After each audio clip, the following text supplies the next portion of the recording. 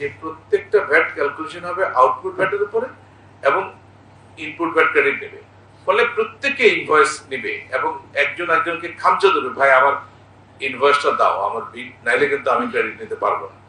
কারণ ইন্ডিভিজুয়াল যারা high income earner তাদের ট্যাক্স রেট বেশি হবে, এটাই স্বাভাবিক। আমরাও আমাদের ট্যাক্স রেটকে বাড়িয়ে 25 থেকে 30 করেছিলাম, পরে আবার মাঝখানে আবার 25-এ চলে আসছে, এখন 30 হতে অনেকে বলছে যে রেট ইজ অনেক বেশি। এখন এই প্রশ্নগুলো এই জন্যই ট্যাক্স পেয়াররা করে যে যেহেতু ওনারা সন্দিহান। এই ঈদে জামা জুতো অ্যাকসেসরিজের ডিসকাউন্ট, যে আমরা কি সার্ভিস পাচ্ছি বা জনগণ কি সার্ভিস পাচ্ছে, টাকাটা ঠিক মতো ব্যয় হচ্ছে কিনা, এই ইস্যুগুলো আছে। এটা একটা খুবই খুবই একটা ভালো প্রস্তাব হয়েছে আমি মনে করি। তামাকের উপরে কর বাড়ানোর জন্য বলেছে, আমরা আসলে গত 9 জানুয়ারিতে তামাকের উপরে যে নতুন করে যেটা করলাম, এখানে আমি মনে করি যে ট্যাক্সের দিক থেকে দাম হয়তো আরো বাড়ানো যাবে, কিন্তু ট্যাক্সের দিক থেকে আমরা এক্সট্রিম ইয়েতে চলে গেছি। তামাকে এখন প্রতি 100 টাকায় যদি বিক্রি হয় 83 টাকা সরকার। এটা আপনারা জানেন যে 67% হচ্ছে সাপ্লিমেন্টারি ডিউটি, 15% হচ্ছে ভ্যাট, 1% হচ্ছে হেলথ চার্জেস। এখন ধরেন এই 83 টাকা সরকারি কোষাগারে দেওয়ার পরে তার থেকে 17 টাকা, এই 17 টাকা দিয়ে তাকে তামাক কেনা, তামাকের কাগজ, তামাকের ম্যানুফ্যাকচারিং, ফ্যাক্টরি চালানো, ওয়েজেস দেওয়া, তার অ্যাডভার্টাইজমেন্ট সবকিছু করা লাগে।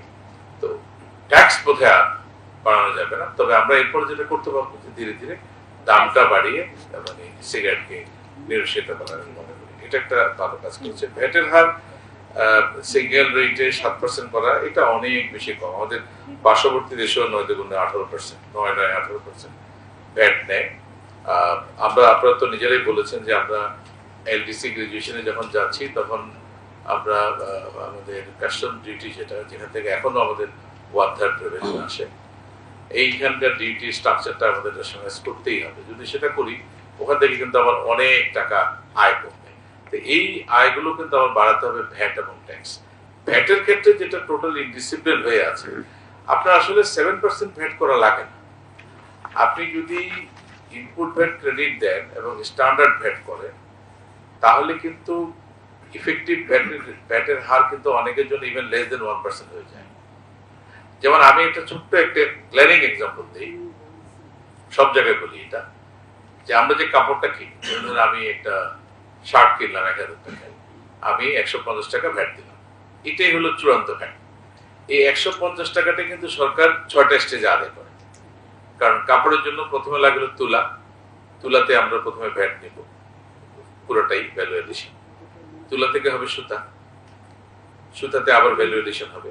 এখন সুতা যিনি বিক্রি করবেন উনি সুতার উপরে যে ভ্যাটটা হবে 15%, আর উনি তুলার উপরে যে ভ্যাটটা দিলেন এটা বাদ দিয়ে বাকিটা দিলেন, ফলে ওনার এক্স্যাক্টলি ভ্যালু এডিশনের উপরে ট্যাক্সটা হবে এবং এটা ডেফিনেটলি 7% হবে না, এই চেয়ে অনেক অনেক অনেক কম হবে। আচ্ছা, তারপরে ধরেন সুতা থেকে হবে কাপড়, যিনি কাপড় বানাবেন উনি যতটুকু ভ্যালু, উনি আবার পুরোটার উপরে ভ্যাট দিবেন, আর উনি সুতার উপরে যে ভ্যাটটা দিলেন সেটা ক্রেডিট নেবেন। এই যে মেকানিজমটা, এটাকে আমরা ডিস্ট্রয় করাতে যত প্রবলেম হয়েছে। কাপড় থেকে হবে গার্মেন্টস ম্যানুফ্যাকচারিং, উনি আবার একটু ভ্যালু অ্যাড করলেন, উনি আবার ওই যে শার্ট যেটা বানালেন ওইটা উনি যে হোলসেলের কাছে বিক্রি করলেন তারপরে ভ্যাট দিলেন, এবং উনি কাপড় কেনার জন্য যে ভ্যাট দিলেন সেটা রিবেট দিলেন। এরপরে হলো হোলসেল, হোলসেলারও উনি কিছু ভ্যালুয়েশন করবেন, ফাইনালি রিটেল। এখানে মোট 6টা স্টেজ, খেয়াল করেন। এই যে 150 টাকা আমি ফাইনালি ভ্যাটটা দিলাম, 1000 টাকা শার্ট কিনে 150 টাকা ভ্যাট দিলাম, এই 150 টাকা কিন্তু এই 6টা স্টেজে আদায় হয়েছে এবং ওই 15% কি 6 জায়গা ভাগ হয়েছে। আমরা যদি ধরে নিই, একদম যুক্তির খাতিরে ধরে নিই যে প্রত্যেকটা স্টেজে ইকুয়াল ভ্যালুয়েশন হয়েছে, আপনি যদি 15%কে 6 দিয়ে ভাগ করেন কত হয়? 2.5%। তা আমার তো 7 লাগে না। মানে আমরা ভ্যাটের যে ইন্ট্রিনসিক পাওয়ার, যে প্রত্যেকটা ভ্যাট ক্যালকুলেশন হবে আউটপুট ভ্যাটের উপরে এবং ইনপুট ভ্যাট ক্রেডিট নেবে, ফলে প্রত্যেকে ইনভয়েস নেবে এবং একজন একজনকে খামচা দেবে, ভাই আমার ইনভয়েসটা দাও, আমার নাইলে কিন্তু আমি ক্রেডিট নিতে পারবো না, ফলে প্রত্যেকে ভ্যাট নেড়ে থাকবে। এখন কিন্তু তা নাই।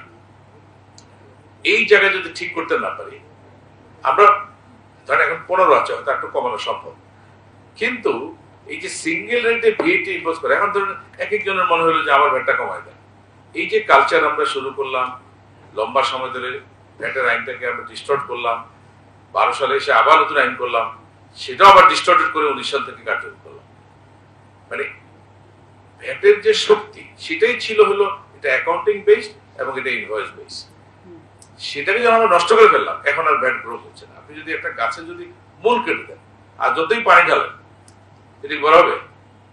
এখন আমরা ভ্যাট নিয়ে আসি ওই অবস্থায়।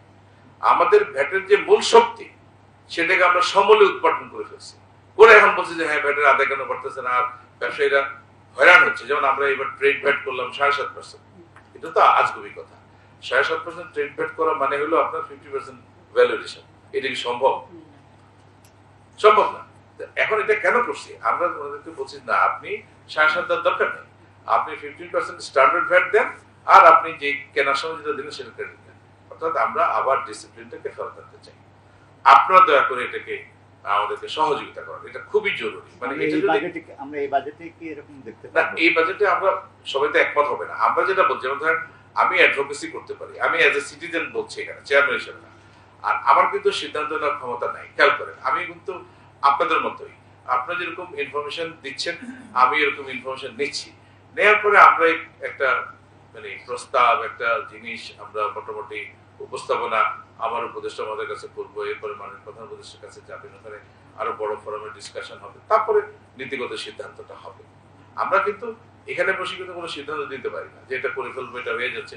একটা ইঙ্গিত আপনারা পেতে পারেন। আমরা যেটা চাচ্ছি যে আমাদের 15% ভ্যাট যত বেশি ইম্পোজ করা যায়, আর এখন তো অপরিহার্য না হলে এর নিচে যেন ভ্যাট না থাকে। মোটামুটি এটা হলো আমাদের স্ট্যান্ড। এখন তো আমরা পুরোটা করতে পারবো না, কিন্তু আমাদের স্ট্যান্ড হচ্ছে এটা। আর যাকে আমি 15% ভ্যাট করলাম, আমি ডেফিনেটলি 15% ভ্যাট নিতে চাই না। আমি ওনাকে ইনপুট ভ্যাট ক্রেডিট দিয়ে ওনার যা হয় তা, কারো 1 হবে, কারো 1.5 হবে, ইভেন তো 0.5 হইতে পারে, 0.75 হইতে পারে। কিন্তু এখন যেটা আছে 5, 10, 15 বা 7.5, 5, 7.5, 10, 15, এটা তো ট্যাক্স পেয়ারদের জন্য খুবই বিব্রতকর। এত টাকা তারা কোথা থেকে দিবে? আর ভ্যাট কিন্তু আমার ব্যবসায়ীরা দেয় না, ভ্যাট দেয় হচ্ছে কনজিউমার। আলটিমেটলি কিন্তু এই পুরো 150 টাকায় কিন্তু যিনি 60টা গায়ে দিচ্ছেন উনি দিলেন কিন্তু। আর বাকি যে 6টা স্টেজ থেকে এগুলো কিন্তু সবই ওনারা প্রাইসটা পরের জনের উপরে পাস অন করেছে। এটা পিলো পাসিং এর মতো। আমরা যখন পিলো পাসিং করি ঠিক তেমনি, তো তুলাওয়ালা পাস করছে সুতাওয়ালার কাছে, সুতাওয়ালা পাস করছে কাপড়ওয়ালার কাছে, কাপড়ওয়ালা কাজ করছে হলো ম্যানুফ্যাকচারিং ফ্যাক্টরিতে, সেই পাস করছে হলো হোলসেলার কাছে, হোলসেলার পাস করছে রিটেলার কাছে, রিটেলার পাস করছে কাস্টমারের কাছে, কাস্টমার বেচারা কিন্তু পাস করতে পারে। মানে এই পিলোর শেষ পর্যন্ত কাস্টমারের হাতে আসছে, সে ধরা, সে আউট। বুঝতে পারছেন তো? এই বিষয়গুলো একটু আপনারা একটু পরিষ্কার করে বলেন, এই বিষয়টাকে একটু আপনারা ইয়েতে নিয়ে আসেন। আমার তো ওনার তো কেউ ট্যাক্স দেয়নি, ট্যাক্স দিল আলটিমেটলি ফাইনাল কনজিউমার, যিনি 150 টাকা দিয়ে 60টা মানে ভ্যাটটা দিয়ে উনি 60 টাকা আয় দিলেন। তো বাকিরা তো সবাই হলো আসলে মানে সরকারের পক্ষে ওনারা কালেক্ট করে জমাটা দিচ্ছে। এই বিষয়গুলো একটু আপনাদের মানে ইয়ে রাখবেন।